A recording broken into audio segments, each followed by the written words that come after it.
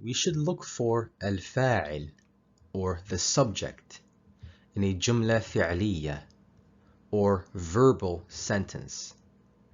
A verbal sentence is a sentence that starts with a verb, فعل.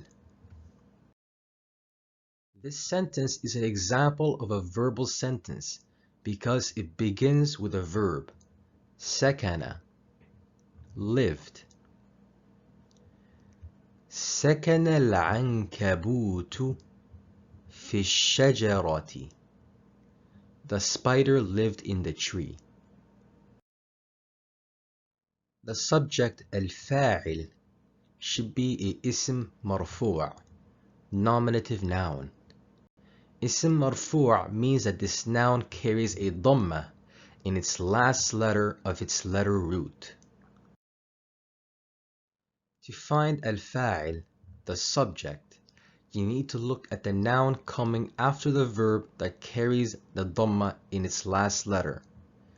In this example, the subject of the verb تسلق or climbed is الولد, the boy, because it carries a DAMMAH in its last letter. Any mistake in the haraka of the last letter of the nouns coming after a verb can drastically change the meaning of the sentence.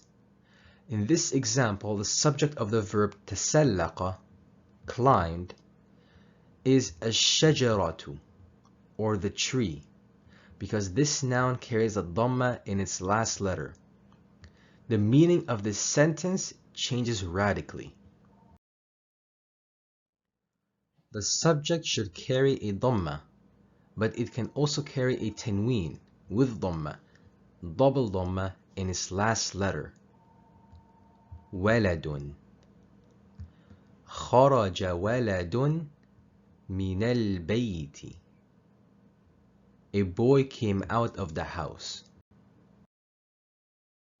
When the subject becomes dual, it loses the DAMMAH in its last letter. A suffix ani will be added to the end of the subject. The suffix ani has the same job as the DAMMAH. It shows us that this noun is the subject. يلعب الهر بلطف. The cat plays gently. يلعب الهران بلطف. The two cats play gently. Another example. هجم الذئب على الغنم. The wolf attacked the sheep. هجم الذئبان على الغنم. The two wolves attacked the sheep.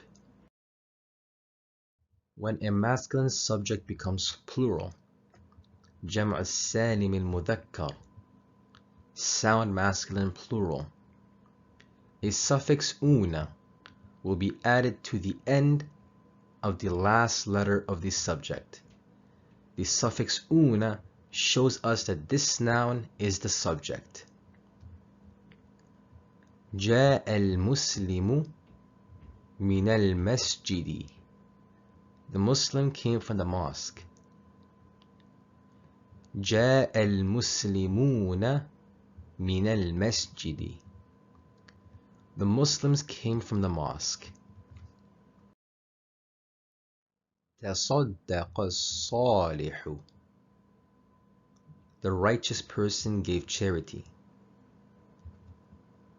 تصدق الصالحون. The righteous people gave charity.